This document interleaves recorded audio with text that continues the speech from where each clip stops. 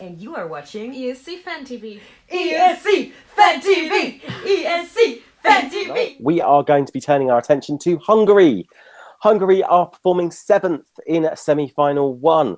They're sandwiched between the Czech Republic and Belarus. Now, they've got Joci Pápai representing them with Az Én Apám. And this is the second time Joci has represented Hungary. He actually represented them in 2017 with the song Origo. Came second in the semi-final that year and came 8th in the grand final. And it's also interesting to note that Hungary have got a really good record when it comes to Eurovision. They failed to qualify only twice since the semi-finals were introduced in 2004. And their best showing was 5th. And coincidentally, that was also 5 years ago. That was in 2014. That was with the song Running. Let's say a big good evening to Oban. Are Hungary on track to keep their record intact? Look, I'm going to say, not because we look alike with Joci Pápai, but I have a soft spot for him, okay? When he sings to my soul, he sings to my heart, and I just feel every time I listen to him. I do think that this year's his song is a little bit weaker than first year for me.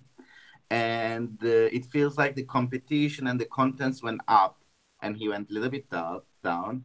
And however, I really like him. And I think he's going to qualify by a little bit of luck. However, I think the first half of the first semi-final is dead, since we know that Cyprus will be opening. So the next 8 song has no chance of has any memories and space in people's memories. But let's see. So basically, you're saying they're going to be too busy singing to replay to actually basically. I like it. I like it. Let's bring Ness in on this. Ness, Hungary, they've got a decent track record. As Oban said, the song this year is probably not as good as Joci's first attempt in 2017.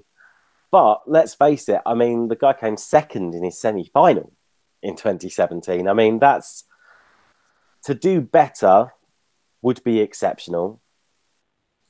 But it would, but my God, he's got an amazing voice and he's got charisma. If you look at the lyrics, this is, I believe, about his dad, isn't it? Who's passed away. And I think it's sad, isn't it, in a way that the vast majority of the viewing audience on the night probably won't go to Google or whatever, look it up and translate the lyrics. But I think as much as he did 2 years ago to get the sentiment of the song across, he did, and to do so well last time, I think he'll do exactly the same. I think it actually stands quite a strong chance of qualifying. So I really love it, and I love him. So is this someone you're going to be seeking out an autograph of at any time soon? Yes. Possibly, yeah, possibly. I won't stalk him, but yeah, I might try and get an autograph.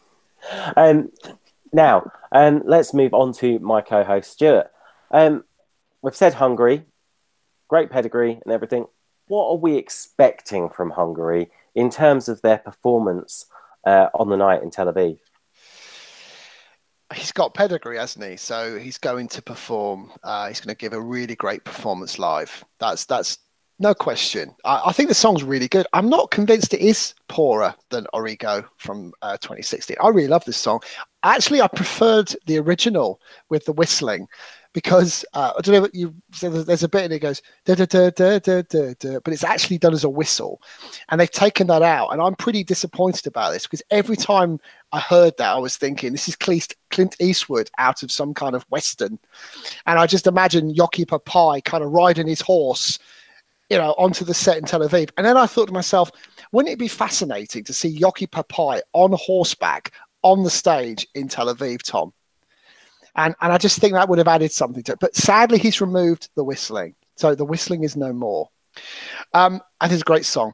I love him. He's the same age as me, believe it or not. He looks like Oban. When Oban sings in the mirror, it must feel like he's duetting. And, I just think it's a fantastic fantastic song. He's a great singer. Fingers crossed he does really well. Will he do as well as last time? Not convinced, but I don't think the song's worse. It just maybe doesn't have the same hook as it did in 2016. Do you know what? I kind of agree with you on some of it. I think he's got more of a chance than we're giving him credit for here, purely because he's in that first half of the semi-final. And I think, given the fact he's got pedigree, I think he can actually really stand out. And this could be a surprise package. We could be very surprised when we see the final rankings of this, when they're revealed after the contest on the Saturday night. Certainly, I would expect Hungary to qualify. But the question is, what do the panel think? Let's go across to Joanne. Is it a qualifier? Yes, definitely. I love it. I can't say, I think I like Origo a lot.